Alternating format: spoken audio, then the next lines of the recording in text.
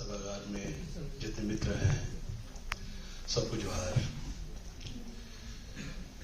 कविताओं पे जितनी बातें हो रही हैं, मुझे यकीन मानिए एकदम व्यक्तिगत खुशी हो रही है कि छोटे भाई की पहली किताब पर इतने सारे लोग जुटे हैं और बहुत ध्यान से लोगों ने इस किताब को पढ़ा है।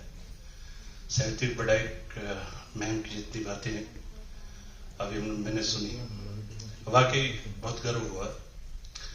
लगभग मैं उसी दृष्टिकोण से सोच रहा था, मैम ने लगभग सारी बातें कही है उसमें। दरअसल मैं यहाँ दो तीन दूसरी बातें कहूंगा कि हिंदी कविता में जो हिंदी कविताओं का जो अधिकांश जो है इन दिनों जिस एक रूपता से आक्रांत है, उसमें अचानक ये किताब आती है। संपादकों ने बहुत तरीके से की और जिस लय और जिस दृष्टिकोण और प्रकृति के अपने जिस विराट लगाव के साथ राजीव ने अपनी कविताएं लिखी हैं, उस पर अलग से लोगों का ध्यान गया और बहुत जल्दी गया। मुझसे एक बात और कहना चाहूंगा कि राजीव से मेरी मुलाकात कैसे हुई। बहुत पुरानी नहीं, 3-4 साल पहले फेसबुक पर एक पोस्ट लिखी थी, एक फोटो डाला था अपने यहाँ के पहाड़ का। इसके जवाब में उसने मैसेंजर पे एक लंबा सा लिखा कि इस पहाड़ को मैं देखता हुआ अपने स्कूल जाता था, नवोदय हंसडिया का छात्र था, और कहा कि ये पहाड़ मुझे बहुत अच्छा लगता था और मैंने कभी आपको संकोच से कोई पत्र या फोन इसलिए नहीं किया कि बस कर नहीं सका, सोचता रह गया, लेकिन मुझे पता था इस पहाड़ के नीचे वाले गांव में आप रहते हैं। तो इतना भावनात्मक था वो कि फिर जब आके मुझसे मिला, हम लोगों ने कुछ दिन साथ बिताए, तो लगा कि दरअसल ये कवि उन्हीं लोगों के बीच का है।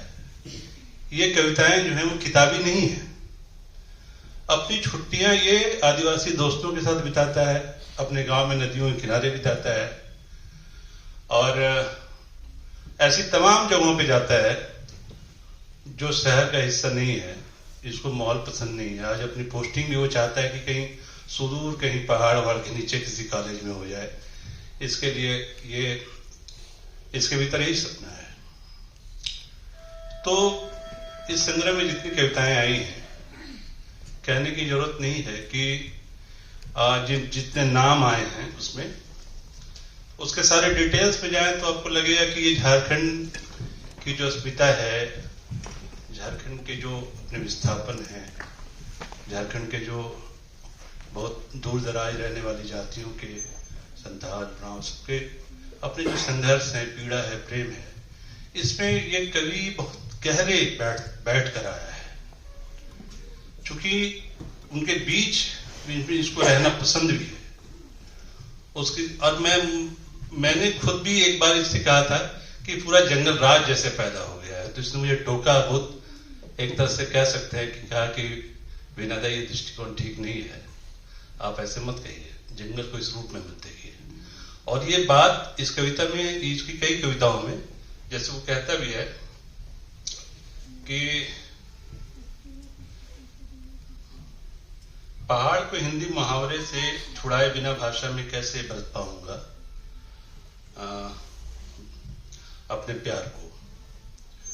तो ये जो मुहावरे जो पहाड़ को लेके, जंगल को लेके और दूसरी चीजों को लेके जो हम लोग एक लंबे समय से प्रयोग में लाते आ रहे हैं, इसका निषेध करता है। पहली बार इसकी सारी कविताओं में ये मुहावरे निषेध के रूप में आए हैं।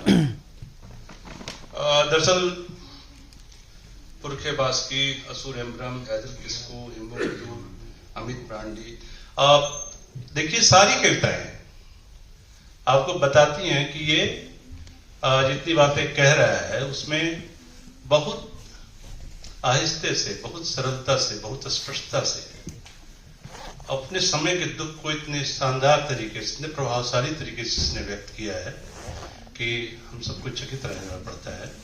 ये कवि मनुष्यता से प्यार करना सिखलाता है, प्रकृति से प्यार करना सिखलाता है, नदी से प्यार करना सिखलाता है, जंगल से प्यार करना सिखलाता है। ये एकदम किताबी कवि नहीं है जो बहुत लंबे समय के बाद हिंदी कविता में इस तरह की उपस्थिति संभव हुई है, जिसने कहा कि इमारत की छांव और पेड़ की छांव में अंतर करना सिखाना। राजीव, मैं आपकी ये किताब पढ़ते हुए कई बार भावुक हुआ। आज सुबह जब एक मैसेज था रंजन भैया का व्हाट्सएप पे, वो देखिए कितना इस किताब के रंग में भीगा हुआ, इतना शानदार लगा मुझे लगा कि इसके बाद और कहना क्या है, कुछ कहने की जरूरत ही नहीं रह गई है। और राजीव की सारी कविताएं आप सिर्फ पढ़ डालिए, फिर बहुत कुछ कहने और समझने की जरूरत नहीं है, आप उसकी पीड़ा में बस ऐसे ही शामिल होते चले जाते हैं।